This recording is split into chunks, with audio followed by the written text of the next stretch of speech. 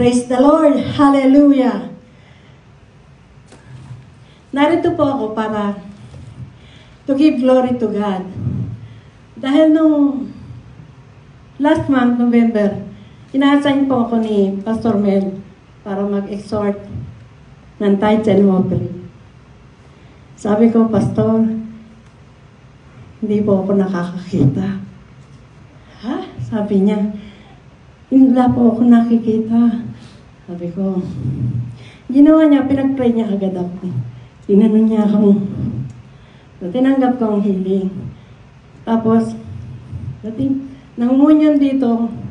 Tapos nangungunyan ako sa bahay. Palagi yan. Tinatanggap ko that by the stripes of Jesus, I am healed. Nakapako na yan sa krus. Natunaw na yan. Yang kataratang yan, nagsabula na. Kalahin nyo dalawang mata pa.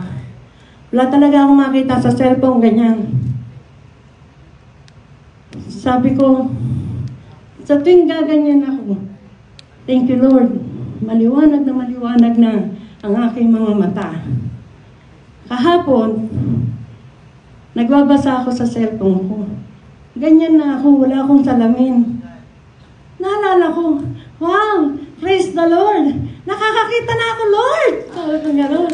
Kaya, purihin ka. To God be the glory.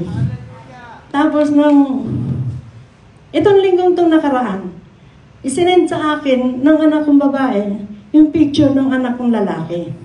Sabi niya na, ipag-pray niyo si Jojo. Kasi may bukol. Nung tinignan ko yung picture, nahanap ko yung bukol. Wala akong makakita. Sabi ko, send ako ng message kay Pastor Boji. Sinend ko yung picture ng anak ko. Tapos yung message ng anak ko na ipag-pray. Ang ginawa ni Pastor, nag-pray siya agad dun sa cellphone. Tapos nag-amen ako, tinanggap ko. Tapos sinend ko yung prayer ni Pastor sa anak kong babae, sa anak kong lalaki. Tapos ang sabi ko, yung preaching ni Pastor, sinend ko rin sa kanya, pakinggan mo yan. Sabi ko gano'n. Dahil yung replay ni Pastora Lydia at ni Pastor Boji, pinagpe-pray nila kasama yung bukol. Basta manampalataya ka. Tapos magbasa ka ng Bible. Binigyan kita ng Bible, hindi ko alam kung dala mo. Kung wala, mag-download ka ng Bible, English man o Tagalog. Palagi mong basahin yan. Tapos i-claim mo yung kagalingan mo. Nakapako na yan sa krus, yung mga bukol na yan. Pero talaga, sa totoo lang, wala talaga akong makita. Sabi ng anak ko, Nay, andyan na yan ang bukol. Saan? Nasa leeg. Hindi na ako may wala talaga akong nakikita. Pagkasabi ko niyan, sabi ko, Lord, thank you, natunaw na yung bukol. Sabi, hindi sumasagot yung si Jojo, yung anak ko.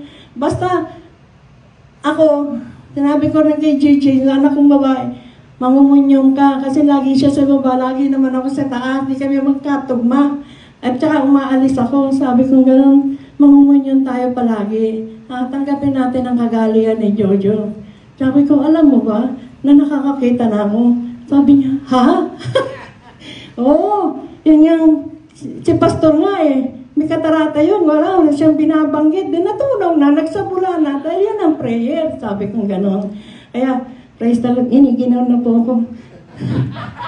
Father God, we thank you, we bless you, we glorify your name. Maraming pong salamat, dakilang Ama ng mga kapangyarihan sa lahat. Na narito ko, tumatayo, at tinetestify ko ang iyong kapangyarihan na ipinagkaloob mo, hindi lang sa akin, sa lahat ng mga nagpipray, sa lahat ng ipinagpipray, sa lahat ng may karamdaman. We thank you so much, Father God, na ibinigay mo ang iyong bugtong na anak. Na sino man sa kanya sumampalataya, huwag mapahamak magkaroon ng buhay na walang hanggan.